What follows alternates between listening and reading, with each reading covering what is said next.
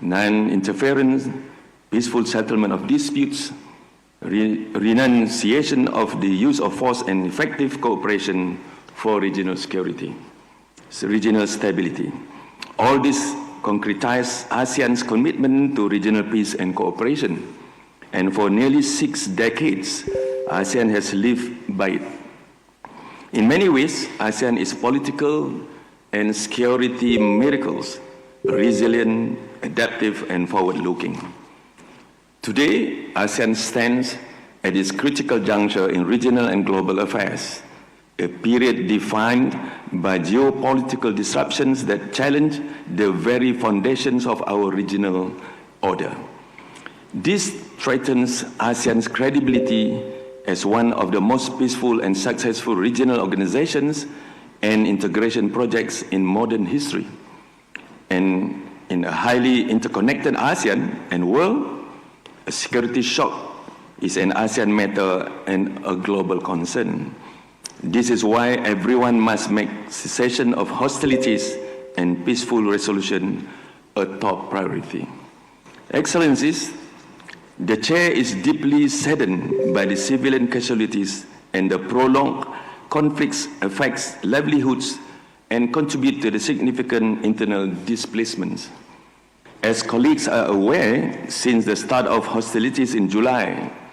Prime Minister Anwar Ibrahim has tirelessly worked to facilitate an amicable solution through constant engagement with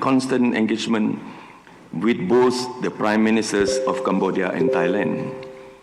This had resulted in the 20th of July ceasefire agreement and the subsequent agreements between both countries, as well as the Kuala Lumpur Peace Accord, signed on 26 October 2025 by both the Prime Ministers of Cambodia and Thailand, and witnessed by Prime Minister Anwar Ibrahim and President Donald Trump. The Chair urged both parties to undertake full and effective implementation of these agreements and peace accord. Throughout the engagement processes, Prime Minister Anwar has also communicated actively with other ASEAN leaders in order to address the situation. On the 12th December, he conveyed Malaysia's concern and urged both sides to show restraint, cease all hostilities, and refrain from further military action, including the use of force or forward movement of armed units with effect from 13 December 2025. Yesterday, Prime Minister Anwar had engaged with the Prime Minister of Cambodia and Thailand to discuss the best way forward towards de-escalating the tensions that have arisen from the two countries. Prime Minister Anwar essentially underscored the importance of Cambodia and Thailand to uphold the spirit of dialogue, wisdom, and mutual respect in order to bring the tensions to an end and to preserve peace and stability in the region. Additionally, Malaysia's Chief of Defence Forces, through the ASEAN Observers Team (AOT) mechanism, has also been actively engaging his counterparts from Cambodia and Thailand to monitor the situation on the ground. On this point, we will hear a briefing from the AOT during our closed-door session shortly. Excellencies, it is my hope that this special meeting will renew our efforts for a return to stability in the affected areas. ASEAN must do whatever it is necessary to maintain regional peace and stability. Our goal goes beyond de-escalating the tension. We must intensify trust building among the conflicting parties and provide the horizons for dialogue despite the prevailing differences. If we do not yet have all the answers to the conflicts, we do have something just as powerful: the lesson of the past. It is by looking back at the wisdom, solidarity, and trust that carried us through times of upheaval that ASEAN can find its compass to navigate the future. Our founders understood this well when they recognized that our collective strength was our greatest asset. They cemented that vision in the Treaty of Amity and Cooperation in 1976, a treaty that continues to remind us of three enduring fundamentals. First, the primacy of diplomacy. The ASEAN way has proven to be our strongest tool, rooted in dialogue, consultation, and consensus. Second, the power of solidarity. Time and time again, our unity has shielded us from external pressures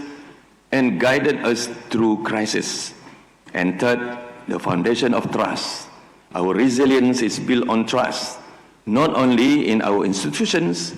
but in each other as a family of nations. As we navigate the present regional concerns, let us remain guided by the wisdom of our past. Dialogue over conflict, unity over division, and prosperity shared by all. And let us never forget that the greatest wisdom of ASEAN is our collective will, the will to bind ourselves together in friendship, cooperation, and trust. Excellencies, in a highly interconnected ASEAN, we must consider the wider ramifications of the continued escalation of this situation for the people we serve. I urge all of us to give this matter your most urgent attention. Remember, in the eyes of the world, we have grown and thrived, and in the eyes of the world, we must also overcome our challenges. On my part, I thank His Excellency Prak Sokon and His Excellency Sihasak Puang Kek Tiao and other colleagues for your continued engagement with me as chair. Your trust in Malaysia as chair of ASEAN has been deeply meaningful, and Malaysia in turn has great confidence in the commitment of both Cambodia and Thailand to an amicable solution. We must show the world that the same resilience and adaptability that has been our defining trait over the past nearly 60 years. I look forward to have a fruitful and constructive discussion with all of you today, and I thank you. Thank you. Media, can you excuse us? We want to have a closed-door meeting, and you can have your coffee at the coffee house. Thank you.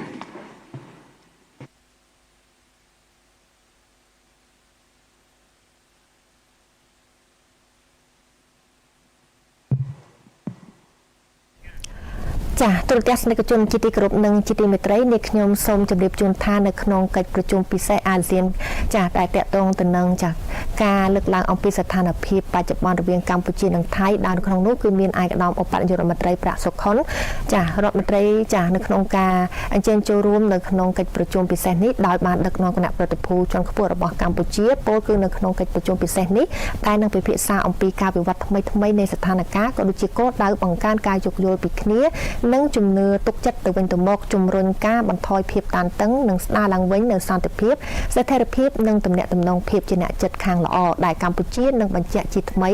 នៅគោលចំហយ៉ាងមុតមមរបស់ខ្លួននៅក្នុងការដោះស្រាយទំនាស់និងចំនួនទាំងឡាយតាមគ្រប់មធ្យោបាយសន្តិវិធីការសន្ទនានិងផ្លូវការទូតស្របតាមច្បាប់អន្តរជាតិធម្មនុញ្ញអង្គការសហប្រជាជាតិនិងធម្មនុញ្ញអាស៊ានផងដែរហើយឆ្លៀតក្នុងឱកាសនៃកិច្ចប្រជុំនេះអាចនាំប្រាក់សុខុនក៏នឹងជួបពិភាក្សាទ្វេភាគីជាមួយនឹងសមាជិកអាស៊ានផ្សេងទៀតដើម្បីពង្រឹងកិច្ចសហប្រតិបត្តិការនិងជំរុញវិធានការកសាងទំនុកចិត្តបន្ថែមទៀតការចូលរួមរបស់កម្ពុជានៅក្នុងកិច្ចប្រជុំអាស៊ានពិសេសនេះគឺនឹងឆ្លុះបញ្ចាំងអំពីការបដិញ្ញាចិត្តយ៉ាងមុតមមរបស់រដ្ឋាភិបាលកម្ពុជាចំពោះសន្តិភាពសន្តិសុខវិបលភាពនៅក្នុងតំបន់ក៏ដូចជាការលើកកម្ពស់មជ្ឈភាពនិងឯកភាពអាស៊ានដែលនឹងពង្រឹងដល់ការរួមចំណែកដ៏យូរអង្វែងរបស់អាស៊ានចំពោះសហគមន៍អន្តរជាតិទាំងមូលផងដែរទូរទស្សនិកជនជាទីគោរពនិងជាទីមេត្រីនៅពេលនេះការផ្សាយតពិសេសរបស់ទូរទស្សន៍ជាតិកម្ពុជាចាដែលតាក់ទងទៅនឹងកិច្ចប្រជុំពិសេសរដ្ឋមន្ត្រីការបរទេសអាស៊ានស្ដីអំពីបច្ចុប្បន្នភាពរវាងប្រទេសកម្ពុជានិងថៃដែលប្រពធ្វើឡើងនៅទីក្រុងកាឡាឡុងពូប្រទេសម៉ាឡេស៊ីចប់ត្រឹមតែប៉ុណ្ណេះយើងខ្ញុំទាំងអស់គ្នាសូមគោរពថ្លែងអំណរគុណចំពោះលោកអ្នកដែលបានចំណាយពេលវេលាដ៏មានតម្លៃទស្សនាកម្មវិធីរបស់យើងតាំងពីដើមដល់ចប់នៅក្នុងកិច្ចប្រជុំបានបញ្ចប់រួចរាល់យើងខ្ញុំនឹងធ្វើការផ្សាយតបបន្តទៀតស្ដីអំពីចលនាផលនៃកិច្ចប្រជុំនេះដូច្នេះកុំភ្លេចរងចាំទស្សនាបន្តនេះពេលនេះយើងខ្ញុំទាំងអស់គ្នាសូមអរគុណនិងសូមគោរពលា